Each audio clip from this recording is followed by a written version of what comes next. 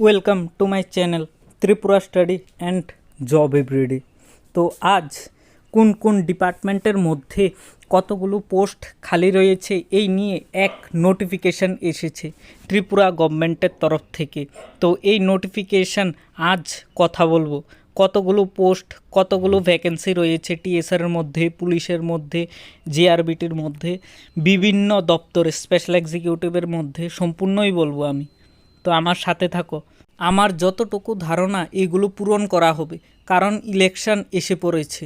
তো ইলেকশনের জন্য সরকার এইগুলো পোস্ট দিয়ে দেবে, এটা এডিসি হোক বা 2028 ইলেকশন হোক। এলিমেন্টারি এডুকেশনের মধ্যে 6,904 জন পোস্ট ভ্যাকেন্ট রয়েছে।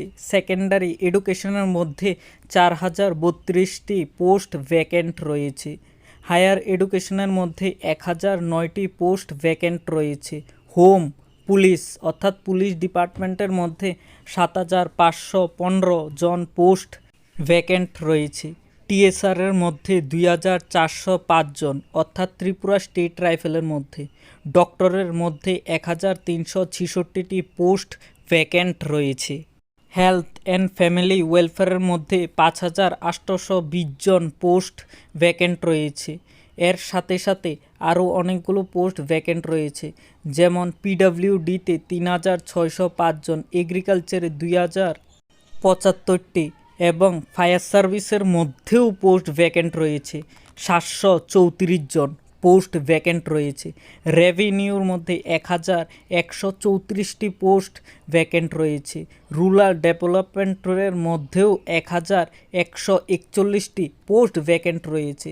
তার সাথে ফিশারির মধ্যেও 4,044টি পোস্ট ভ্যাকেন্ট রয়েছে।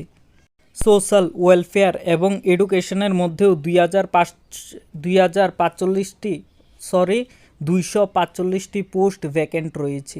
সোশ্যাল ওয়েলফেয়ার এবং এডুকেশনের মধ্যে 245টি পোস্ট ভ্যাকেন্ট রয়েছে।